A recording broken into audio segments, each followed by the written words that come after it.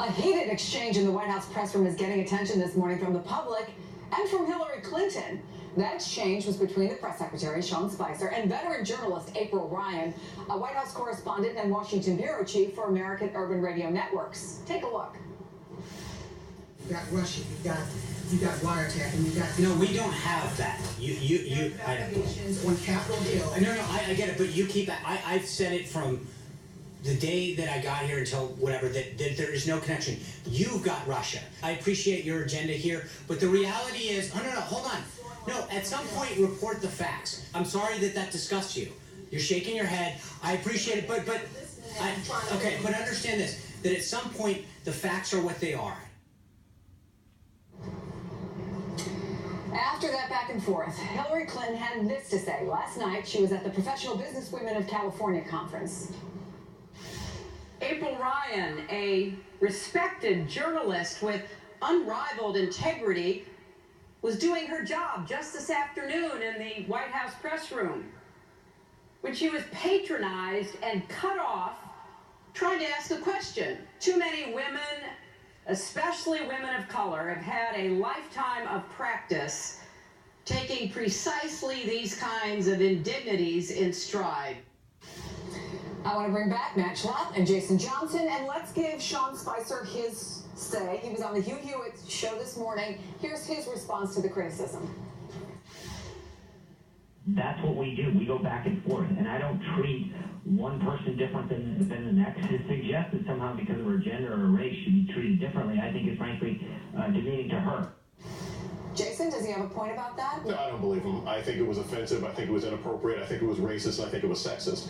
We also have to remember that this is the same Sean Spicer who was caught on camera when he was being annoyed by a local woman at a local mall and said, "You're lucky that you still get to be in this country." And he said this to a Latina woman. So it's not like this is completely bizarre to think this is the case. We also have to remember that the rhetoric and the behavior of this administration from top to bottom has demonstrated a lack of respect and a lack of consideration for people of color.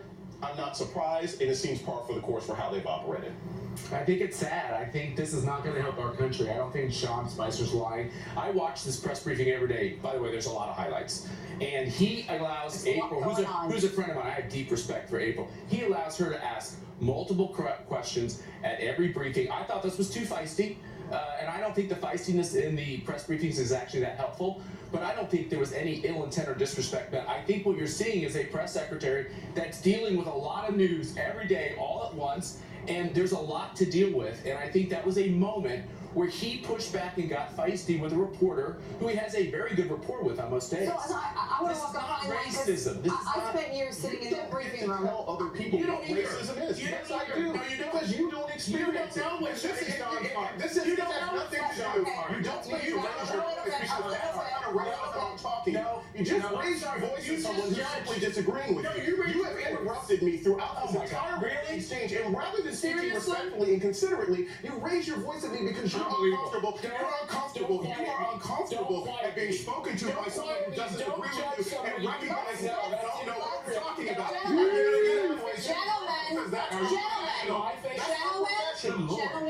Gentlemen. Thank you.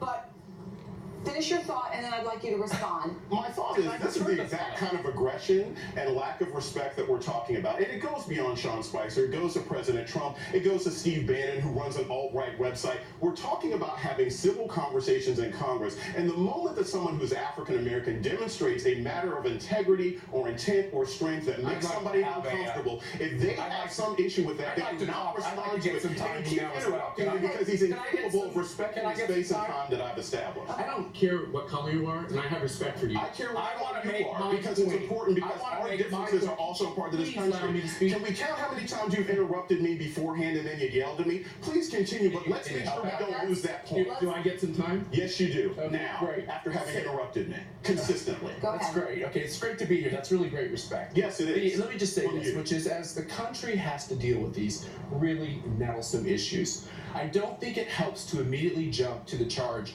of racism, misogyny. Many of us will call deplorables in the last campaign. The idea is this: let's go to the issues at hand. I thought April's question was very, very respectful, and I think it's legitimate, okay? And I think she deserves an answer for that question. I think the feistiness sometimes, the feistiness we just demonstrated to the American people, I think sometimes it doesn't help. Could we ought to be honest? You have your viewpoint, I have my viewpoint. You want to lay it on me, that's fine. But the fact is this, let's get down And to you're the not issues. denying feistiness of your own. Yeah, of course. I'm a feisty person. I assume that's one of the reasons why you invite me here. But I think that by the same token is that if we just get to calling each other the names, we don't get to the resolution and the consensus. I think our country's in a bad place because people like me are constantly shouted down for being racist, misogynist, hate this person, hate that person. Believe it or not, we might just have political differences, and it might not be about race at all. And I'm gonna have to pause because we actually have breaking news. There are reports of shots being fired near the U.S. Capitol. We've just been hearing a lot of police sirens amid all of this. So I want to go live to NBC News Capitol Hill correspondent Casey Hunt.